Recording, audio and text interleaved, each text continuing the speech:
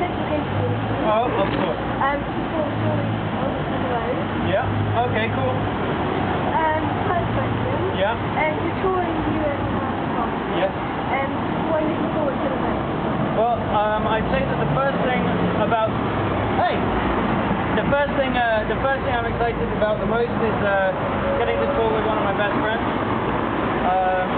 I'm looking forward to writing. I'm looking forward to the amount of distance we'll be traveling together. I'm looking forward to just the different people I'll get to meet or re-meet. You know, also for there to be no pressure on me at all. It's his tour, so I can do whatever I want, except not drink because I'll be driving a lot. And him and his keyboard player Jack is going to share it with me, and we're going to maybe have a friend along as well. I don't know, but I'm looking forward to a lot. Who inspires you to come and Lots of people. I won't blow in your face. Lots of people. I mean, I'd say my main inspiration was my mum. She's a musician. Her name is Lee Lindsay, and she ran like acoustic nights all over London. And you know, I got to work. I was a waiter in there for all of the nights. Marcus actually was as well.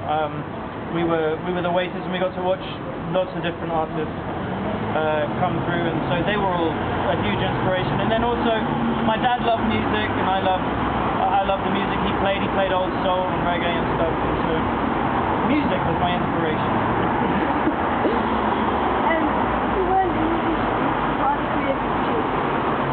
Well, you know,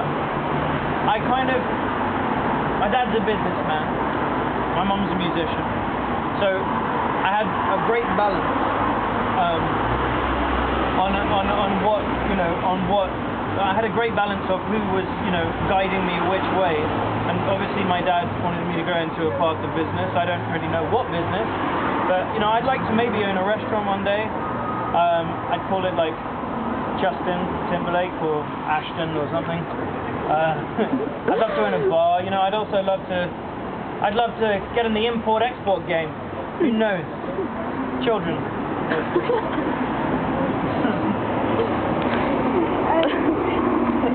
What is your personal highlight of your career so far?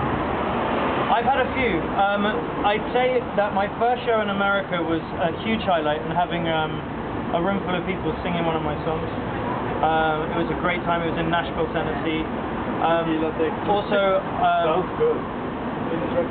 you know, being able to travel a lot of the world. I've been, you know, as far as the Philippines, and that was a huge highlight for me as well. You know, having people come out in a country that I, you know, never been to, and they were also friendly. Everyone that came out, you know, and then also another highlight probably having my dad say, you know, kind of, well done, son. It was pretty good. You know, you're doing this. That was a big highlight. Aww. What's the favourite place you've performed in the world? Well, I won't use Nashville. My favourite place I've performed, I'd say the House of Blues in LA. That was pretty amazing. I was supporting a guy called Justin Zucker, who was really amazing. We did a great tour. And that was just a very special venue. It's a really big venue, and I remember the screen, because there's a screen that comes down in front of you. So you're backstage. Well, you're not backstage, you're on stage, and you're kind of tuning up and stuff, and then the screen lifts, and I was like, shit. And I turned around to my band and I was like, stop! And so as the screen was lifting, we started a song, and that was like, and then I saw this like sea of people, which was the first sea of people I had ever seen. And that blew me away. Aww. Yeah. That's very nice, yeah. Yeah. It's really good. You can perform anywhere, any venue, any festival. Okay. Wherever it be. And leading on to that, if you could go directly on who would it be? Okay, I'd love to play in Hyde Park. And I'd love to be doing a duet with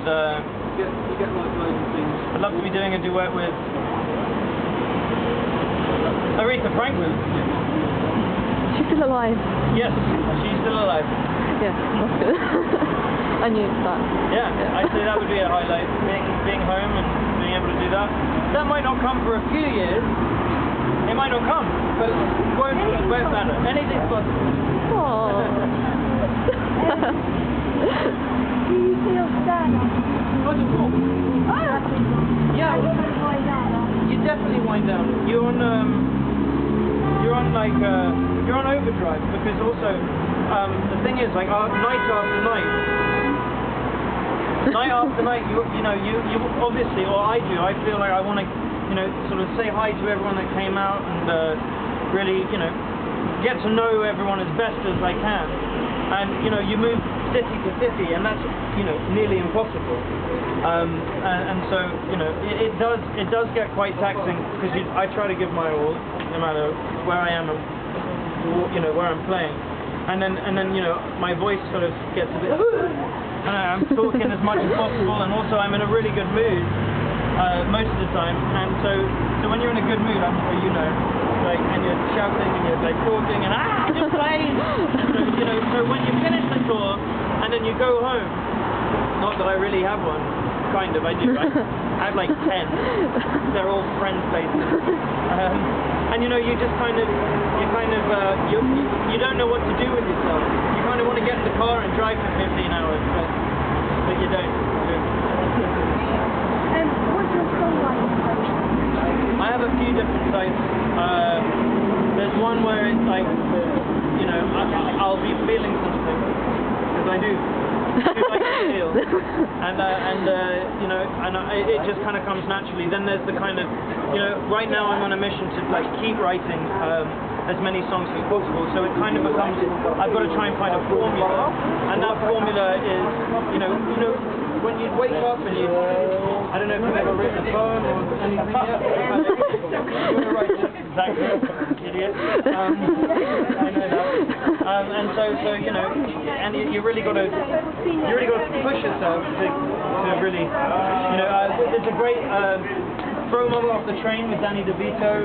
Yeah, where Billy Crystal's like trying to find the first word. The night was, and then Mama at the end goes, the night was, she goes sultry, and he's like, that bitch, and that kind of thing. Like, so that's a process. Someone else gives it to you, and it's like, oh. Stealing. Well, borrowing. We all do it. Yeah. It's fine, yeah. Why did you name your album Zuni? I named my album Zuni because of a wonderful road trip I took with a couple of friends, and that place was, although we weren't there for very long, we had a great experience. And we went to a really amazing like fairground. We met some amazing people, and as a place, New Mexico, which Zuni is in, was just really inspiring, and so I called it Zuni because of that. Yeah. And it's a great word. It's weird. I never. It's a cool word. It's a cool word. Yeah. You know, Zuni. Zuni. Zuni. What's your most memorable fan encounter? My most memorable audience encounter. Oh man, there's just I have a lot of encounters because I don't want to be a stranger to anybody. So I take the most weird, most memorable. Oh, sorry. Weird, memorable. Most memorable was maybe there were an amazing group of women that came along to a couple of shows. They came along to like, I think it was like 6, 7, 8, 9. I can't remember exactly. And they had T-shirts that said Samageddon on it. And they followed. They joined us really. And they were a lovely group of ladies. And that was something I'll never forget. Oh my god. Actually, Stories from the Road, part of that. Okay. Yeah. Oh. Yeah. Next thing. Excited. Yeah. Okay, what's your favourite book, song, or film? My favourite book, right now I really like Stephen Fry. So right now I'm reading his Chronicles. Not my favourite book, I'm only 15 pages in, but that's my favourite book today. What was the other name? He's on my calendar. Is he? Yeah, okay, my stepmom. Sorry, I think I said that to you. Cool. Yeah. Favourite song and favourite song? Favourite song is probably Many Rivers to Cross. Favourite film is Jungle Book, the cartoon. Yeah. Most of your fans know your music through your song Too Far Gone. Yes. Would you consider using one of your songs for film strategy?